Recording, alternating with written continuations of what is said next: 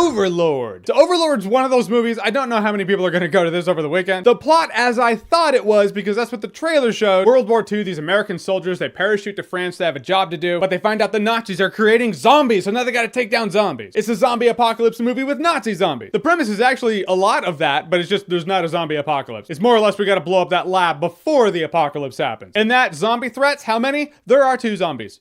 Actually, technically 3, but there are 2. But it doesn't mean the movie's lame. This movie actually hooked me early on. There's this plane crash scene, you see it in the trailer, it's actually really intense. Between that, the set pieces, the gunfights, when they happen that is, when they're not hanging out in the house talking, it's actually really impressive. This is a movie that wants to dip one toe, maybe one foot in the grade B element, but doesn't fully want to commit to being a grade B movie. Not like Planet Terror. Like Planet Terror was like, yeah, this is what we are. We are supposed to be a grindhouse grade B flick. That's why it's fun. This movie takes itself a bit more seriously than that. It's as serious as a movie about Nazis or making zombies possibly can. And the cast did a really fine job. Funny enough, the corporal, who's the leader, because he's the highest ranking one, the highest ranking surviving person, he's the hardcore dude, he's gonna get the job done, but sometimes you close your eyes when he's talking and you swear you are hearing Nicolas Cage talk. Not all the time, but sometimes he sounds like Nicolas Cage. So you got the hardcore guy, you got the dude that makes all the snarky remarks, who's kind of a dick, and you got our good paragon hero type. Granted, the movie is pretty violent, like unsettlingly violent sometimes. And I guess that's a positive of this movie having one foot in the grade B element, the other foot in the grade A element. In a grade B movie, for me, if someone gets plugged in the head, I'm like, yeah, it's a grade B movie, you know, gore. But when a movie's starting to take itself a bit seriously and then you see it happen, you're like, huh, all right, that was a little unsettling. So this movie has that going for it. And when one of the 2 zombie situations is actually happening and this thing is chasing this girl, it's pretty intense. I do feel like this movie could have picked up the pace at a point. Maybe they could have used more zombies at this point. Maybe they could have brought the zombies out earlier and they had more to deal with by the end. They're hanging out in this house and it has its own thing going on. I'm just saying, after the insane parachute crash landing sequence at the beginning, then all right, we gotta go to the mission to get the job done. In between, there is a bit of a lull. And I suppose I'm telling you, I'm informing you that there are not a lot of zombies in this movie to essentially brace you for that. I don't want you going into this movie thinking it's some sort of